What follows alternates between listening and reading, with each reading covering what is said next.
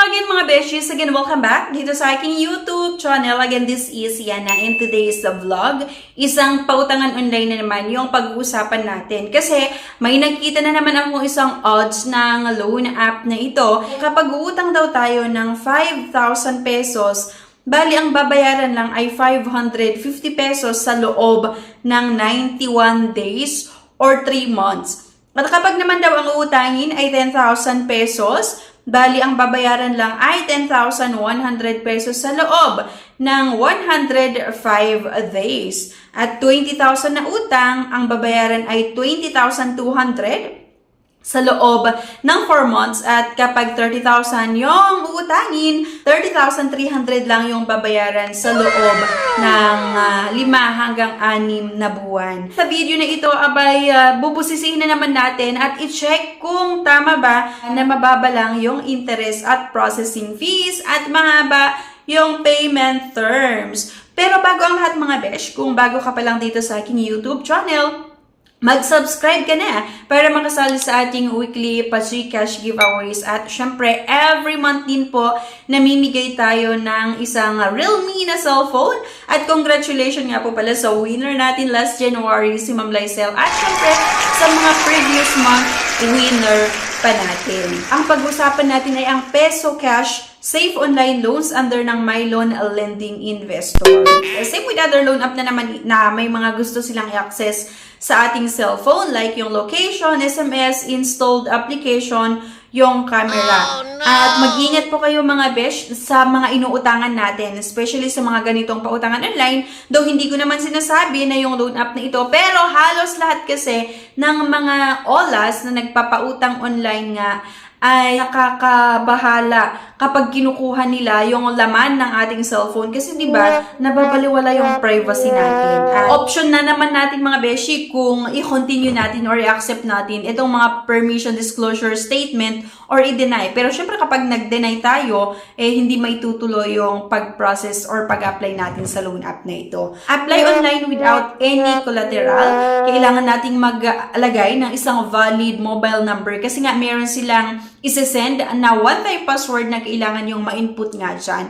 Click lang natin yung login at maximum loanable amount daw ay 8,000 pesos. Really? At get loan fund in just 5 minutes. 5 minuto lang, abay makakuha naman daw natin yung possible na amount na maaprubahan. Get my credit limit at merong 0.05% lang na interest. Bago tayo makapag-apply dito, kailangan nyo ang masagutan itong personal information, yung kompletong pangalan, birth date, gender, marital status, at yung educational background.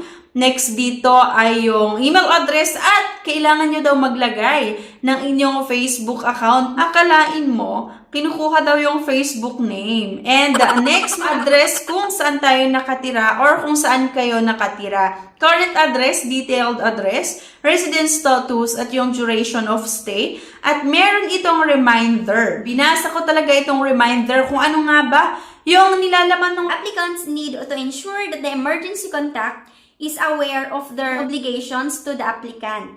For example, when the applicant information is verified, account security or breach of contract and other risks occur, Peso Cash can contact the emergency contact to obtain or transmit the necessary information.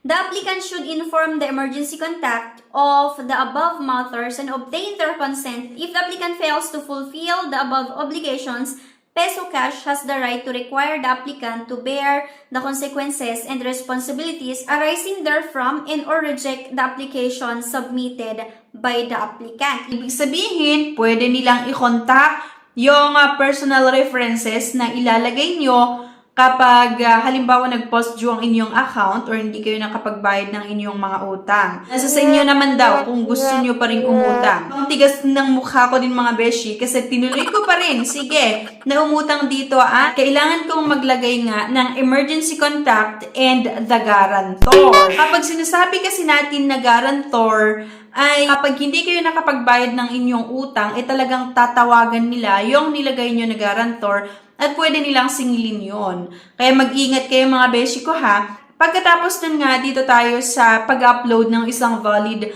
government ID. Yung tinatanggap nila ay UMID, Social Security System, National ID, Driver's License, Passport, Postal ID, PRC or Professional ID Card at yung Voter's ID. Pwede rin dito yung PhilHealth ID at yung Tax Identification Number or TIN ID. Pagka-submit ko na naman ng aking loan application, kailangan kong mag-antay ng ilang minuto para nga i-process daw nito yung loan application ko sa kanila. A few moments later. Pagkatapos ng ilang minuto mga beshies, halos nasa 10 minutes na rin yung lumipas. Nag-okay naman daw yung loan application ko. Pero 1,500 lang yung unang naaprubahan sa akin.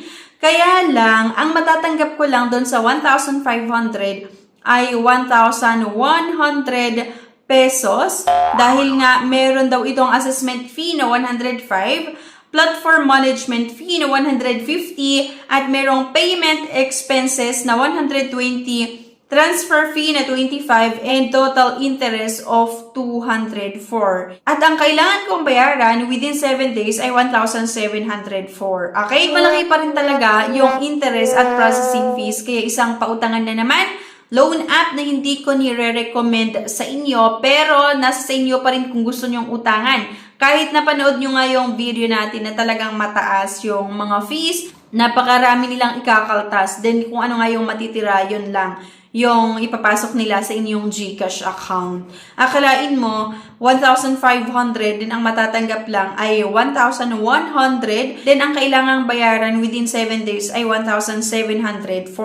Kaya hindi ko na naman nire-recommend yung loan app na ito. At kung meron kayong experience, maring sa customer service nila or sa collector nila nung nag-post yung inyong account or sa app nila mismo, sana i-comment nyo yun mga beshi ko para mabasa ng mga iba na nagbabalak pa lang nga na i-download yung loan app na ito at umutang.